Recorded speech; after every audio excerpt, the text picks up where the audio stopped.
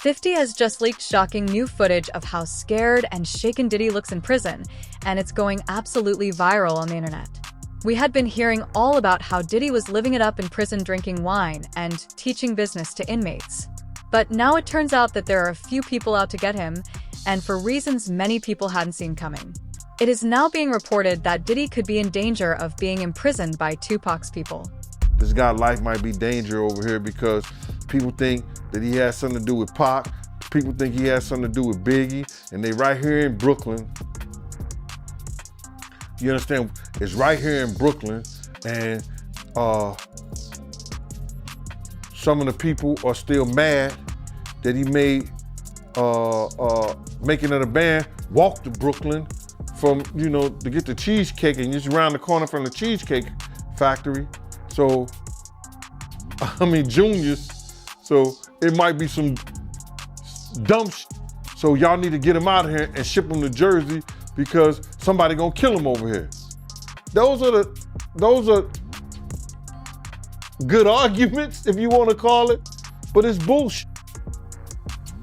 He gonna get the same treatment no matter how much money he got. For years, the deaths of Tupac Shakur and Christopher the Notorious Big Wallace have hovered over hip-hop like an open wound. And for just as long, Diddy has firmly denied having anything to do with either kid. Now, it was this documentary that claimed, which we know wasn't true. Check this out. We don't talk about things that are nonsense. We don't even entertain nonsense, my brother. So we're not even going to go there, with all due respect, but I appreciate you as a journalist asking. Thank you. Because listen, 7 years ago, I'd have been like, yo, did you hire somebody to fuck? But no, you do it like a journalist. Yeah, no, we wouldn't even get into nonsense like that. You know what I'm saying? It's nonsense. Which we never believed, by the way. Yeah, thank you. Tupac was shot in a drive-by in Las Vegas on September 7th, 1996. He fought for 6 days before dying at just 25 years old. Only 6 months later, Biggie was killed the same way in Los Angeles on March 9th, 1997. Two giants of rap were gone back-to-back during a time when the music world was split down the middle. That split was the famous East Coast-West Coast feud. It wasn't just music, it was pride, loyalty, and long-standing tension. Diddy, as Biggie's close friend, producer, and the head of Bad Boy Records, stood firmly on the East Coast side. Over time, Diddy's name kept coming up in conversations about both deaths. The Netflix docu-series Sean Combs' The Reckoning, which premiered on December 2nd, brought those conversations back into the spotlight. Several people in the series claimed Diddy may have played a role. I think that Sean had a lot to do with the death of Tupac, and he ushered Biggie to his death. Bad Boy co-founder Kirk Burrows said in the documentary, the tension between Diddy and Tupac didn't come out of nowhere. Early on, they moved in similar music circles. That changed on November 30th, 1994. That night, Tupac was at Quad Studios in New York City to record a guest verse for Diddy's artist, Little Sean. Instead, Tupac was robbed and shot 5 times in the lobby. He survived, but the damage was done. From that moment on, his trust in both Diddy and Biggie was shattered. In a 1996 interview with Vibe magazine, Tupac was asked directly if he believed Diddy was involved. Studio shooting was never solved, but Gone Deal claims Diddy already knew Tupac was going to be shot and let it happen. He says the 50 Cent documentary talked about the incident, but left out a critical detail. According to Gone, on that very day, Diddy, Andre Harrell, and Jimmy Henchman were all together in Jimmy's office. Biggie and Suge Knight, Gene says, didn't know that. Gone claims Diddy wasn't there by accident. He says Diddy was keeping an eye on Biggie because Diddy controlled Biggie's publishing at the time. Biggie was writing new material, and Diddy wanted to know exactly what was happening. That's why Gone says Diddy was in the building to watch Biggie, not to work with him. While they were there, Gene claims Jimmy Henchman told Diddy that Tupac was going to be taught a lesson over money Tupac allegedly owed. In the interim of being there to spy on Big, Jimmy Henchman told him that they finna teach Pac a lesson. Because Pac had owed him some money. So that's why he was up in the studio and was coming to the studio. Pac owed him some money. He was gonna work it off and get some money from doing a song with Lil Sean. And that's what that was about. But Pac was talking greasy to Jimmy Henchman, and Jimmy Henchman wasn't the type of dude that you talk greasy to, allegedly. Unless you're 50 Cent. So Diddy knew what was going to happen to Pac. He knew Pac was about to deal well, yeah. He was there to see it. He was there to see it. He wasn't only there to see Big them. When Jimmy Henchman told him that, he was there to see what's going to happen to Pac. He was there for that. Because had he not been there for that, he would have went up there in the office. He would have went to the studio or the studio session with Big them. He would have went to that studio session with Big them. He knew what room Big them was in. He didn't do that. He was there to see what was going to happen to Pac after Jimmy told him. And that's factual. Gene says this lines up with what Kirk Burroughs has also claimed, that Diddy played a role behind the scenes. And if money was involved, Gene believes Kirk would know where it came from. Yeah, Kirk Burroughs, he also said that, he feels like, Diddy was behind Pac murder. Yeah. If Diddy played a part in that stuff, like he said, Kirk know where the money came from. I'm gonna say this. They tried to, if you talk about the Vegas trip and the whole 9 yards, Kirk said that he paid for people to drive out to Vegas. You know what I'm saying? He said he paid for people to drive out of Vegas. I was heavily with Bad Boy at that time. I don't remember that part of it. You understand? I don't remember that part of it. But if Kirk knew and he was paying for people to drive out to Vegas in the whole 9 yards, it's hard to hide $1 million, brother. You ain't going to cash that in the check cashing place. You signing that over to somebody. I said 1,000 times, and I'll say it 1,000 times again. Eric Von Zip showed me and my man Boondang, AKA my man Slick, a check for $1 million. We don't know, and everybody trying to say, lying, talking about half of it got paid, 500. I don't know. I know when I asked him about, we asked him, do we ask? No, we didn't ask him. I know when he showed us a check and he walked away after he showed us the check for the $1 million, you understand? The people involved are gone now, but the money isn't. Paper trails don't die. If the truth is ever going to come out, Gone believes it's sitting right there in records, checks, and transactions that can still be followed. Nearly 2 years later came the Las Vegas shooting that ended Tupac's life. For decades, that case also went unsolved, feeding rumors and theories throughout hip-hop. Then in September 2023, everything changed. Dwayne Keefe D. Davis was arrested and charged with murder. Prosecutors said he played a key role in the killing. In July 2024, a court filing revealed something even more explosive. A previously undisclosed 2009 police interview. In it, Davis allegedly described his role in Tupac's murder and repeatedly brought up Diddy, claiming Diddy was the one who ordered the shooting. According to Davis, Diddy was furious over Tupac's constant insults. A DEA and U.S. Department of Justice report also referenced a 2008 interview where Davis claimed Diddy said he needed to get rid of Marion Suge, Knight, and Shakur and offered him $1 million to handle the problem. Keefe D's claim was an informant in 1997 who told investigators that Puffy had hired the Southside Crips to kill both Suge and Tupac, and that the Crip who was jumped at the MGM was in the group that had done the hit, and that they originally were going to do it at Suge's Vegas nightclub, but then decided to do it right away instead of waiting. This was exactly the same story that Keefe D told us a decade later. Very few people know that immediately after Tupac is shot and that white Cadillac is fleeing, one of the death row entourage a guy named Alton McDonald, and a second shooting takes place between the two vehicles. Alton McDonald's car is struck. In fact, within the Las Vegas files, there's a document that indicates that Alton McDonald's car had been struck by a bullet that night. Yeah, and he even said that, like, in retrospect, that was probably the best thing that could have ever happened to Puffy. By Zip stealing the money, now Puffy isn't connected to that shit. Or else it would have been like a hire or something, you know what I'm saying? The FBI said it was just Zip. So the FBI told you the said he same was thing. a dirty motherfucker. So the FBI told you that Zip kept that money as well. They said Zip's a dirty motherfucker. Everybody crossed you. You the last one to know every thing. Even lawyers, your friends, everybody can cross your ass. Diddy has denied all of it. In July 2024, the Las Vegas Metropolitan Police Department said Sean Combs has never been considered a suspect in the Tupac Shakur homicide investigation.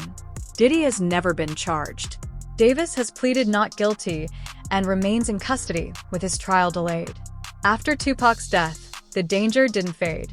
According to people close to the situation, Diddy and his East Coast team were warned not to go to the West Coast. Still, Diddy pushed forward to promote Biggie's upcoming album. Biggie didn't want to go, but Sean talked him into doing all those things. Burroughs claimed in Sean Combs, The Reckoning. I seen an interview that Puffy did with Fat Joe where he was talking about Biggie in his last moments in LA. And he told Fat Joe that he didn't want to go to LA. He actually wanted to go to London.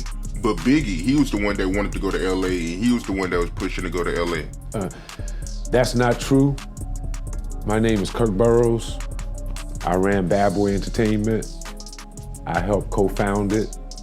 I created the company with him. I raised from general manager to president. And at that time, I put all of those business plans together. And Biggie didn't want to go to LA, ended up going. What got him out there was a week ahead of time to ease him into the whole award show.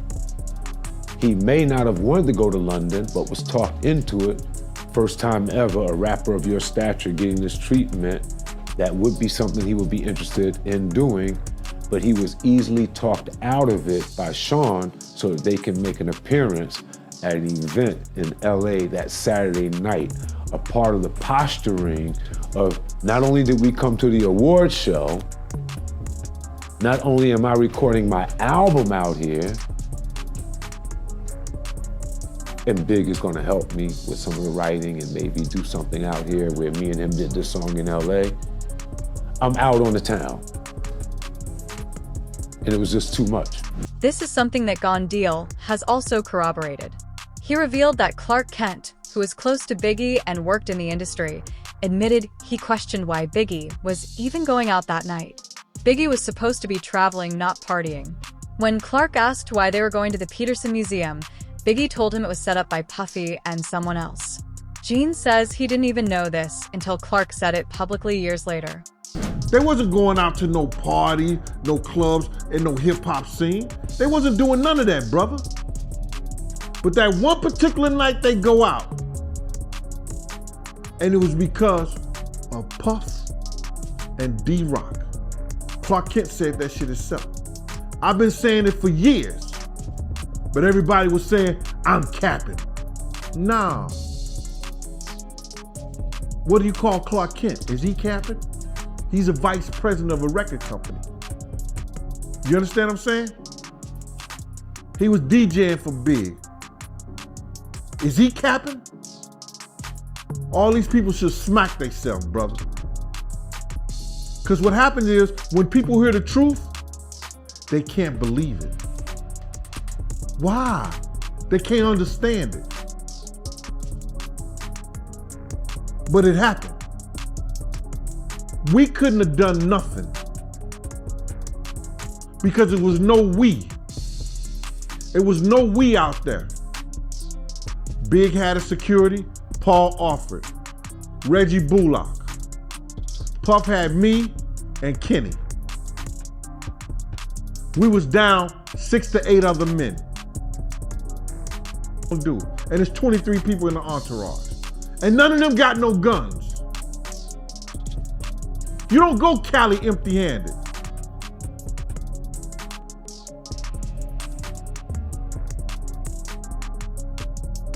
we couldn't have done nothing, man. What still hurts Gone the most is that he asked for more security before they went out.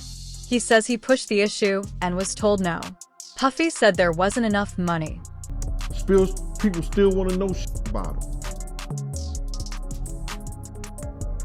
They should have had better security. I asked them before we gonna go out, let's hire some more security. They refused to hire more security. They refused to hire more security. Kirk Burrows said the same thing. They ain't have it in the budget. Not without Big, they don't have no budget. How about that? Later in the docket series, former LAPD Detective Greg Kading said he believed Diddy made the investigation harder, not easier. My perceptions have changed slightly, gradually over time. Today, I look at Diddy through a different lens than I might have 10, 15 years ago. There were obviously some early red flags, but it's a complicated thing because we have to be very careful about falsely accusing people or even, making accusations based on nothing more than speculation. And we just haven't seen all the evidence. So I prefer to kind of withhold judgment on some things. I can tell you regarding Diddy back when Tupac Shakur and Biggie Smalls were murdered. He wasn't exactly cooperative. He didn't do what you would assume a friend or a manager, so to speak, would do. So from a law enforcement perspective, he was very unhelpful in an area where he ought to have been contributing towards getting some type of justice in those two murder cases. But as we found out in time, he was complicit in one of them, and which would make sense why maybe he didn't cooperate in the other, because the two were, they were just, we always understood that they were somehow interconnected.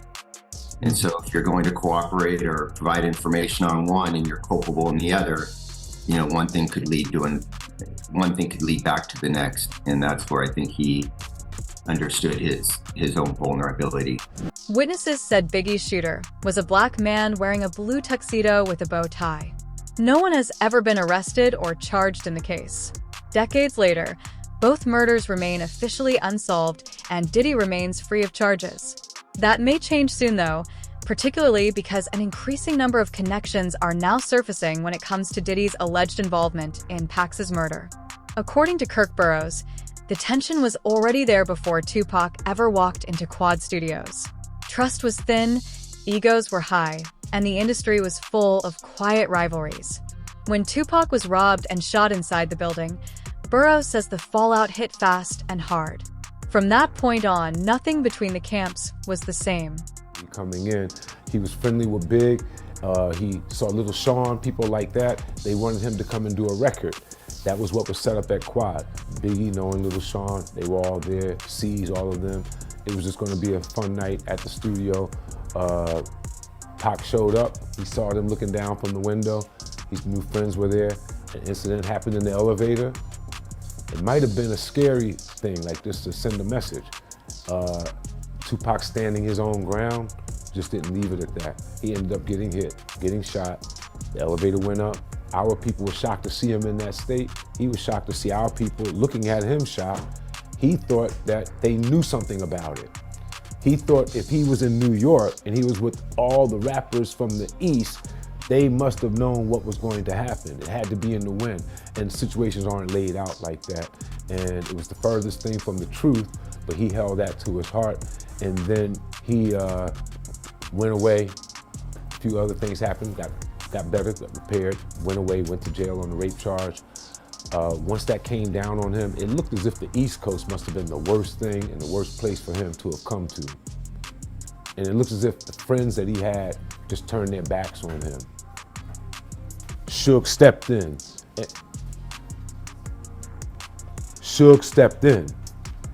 And when Suge stepped in, he signed him. He signed him to a napkin at Clinton.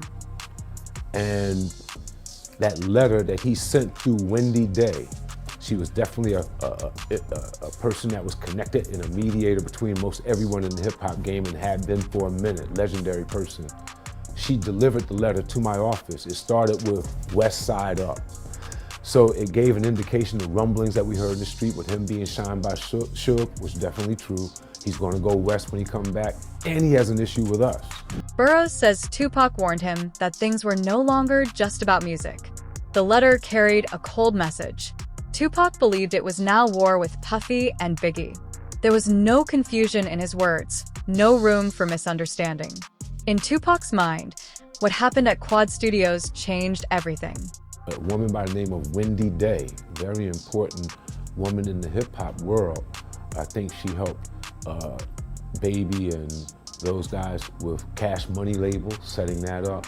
She's very influential and instrumental in a lot of success.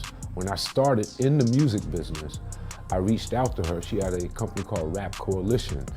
She went back and helped rappers from a previous generation get their money straight, their royalties. With that being said, I was like, she's someone I want to know. In knowing her, I had the good fortune of when she was dealing with Tupac during his crises on the East Coast, she went to visit him at Clinton. He wrote a letter, drafted it, so that she can bring it to me at the office so that I could know and be able to relate to Sean where we were with him. And the letter, if I remember, it said, West Side Up. And what we had heard was rumblings that Suge came and signed him on a napkin to a contract, and he was going to go west, and all the stuff that happened to him on the East and made it look like people on the East, King or the biggest rappers on the East, or people that he knew should have warned him or protected him against what had happened. And it just is not geographically laid out like that. And a lot of people caught some blame for things that they had nothing to do with. And he took offense, went west, and that started him as a mouthpiece against the East, all right, going at Biggie. And I think it's more than, that's one level of the beef. Then I think there's another level of things that were going on in the streets where things happened in the dividing line between East and West that caused a big rift that led to mouthpieces going at each other. From Burroughs' perspective, that moment marked the true beginning of the feud spiraling out of control long before the violence that would later shock the world. On the other hand, Chopper believes Diddy was almost certainly behind Tupac's death, especially considering how much he hated the man. I heard a comment you made about how when you would bring up Pac's name around Diddy, he'll get mad. Yes. He hated every bit of it. I remember one time, he was like, who did you grow up listening to? I'm like, Tupac. I ain't mentioned Biggie. That nigga ain't even talk to me for like 4 days after that. Everything with Pac, like, you couldn't say Pac was anything better than Biggie. You can't put them in the same realm or nothing. It was all about Biggie. Nigga, I ain't know no fucking, it was all a dream whole song. I knew a couple words, the first verse maybe, but he made us recite the whole fucking thing. I guess, I don't know. He made us recite that whole fucking thing. And I don't think that Biggie would have gave a if a nigga would have killed about reciting his whole shit. You dig? Like, cause I grew up listening to Biggie too, and I just felt Pac differently. That's why Chopper says Diddy's hatred for Tupac felt so intense. Not competitive, not petty, personal. He says Diddy hated Tupac, no matter how that sound. And only later did he realize how deep that hate really was. Keefe D situation, I think the real reason why they ain't gonna let Puffy out is because they trying to connect that Keefe D situation with Puffy. That's what I really think it is. Because if it came down to some significant foolishness and all that, there are buku chumped up charges they couldn't prove, I don't think they got no evidence. I think they trying to keep him in there to lock in that Keefe D. You heard me? That Keefe D situation with Puff. I think that's the only reason why he's still in jail right now.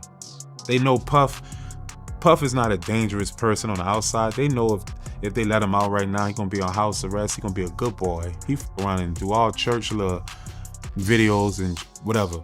They know that already. That's not what they aiming for. They don't care about none of that.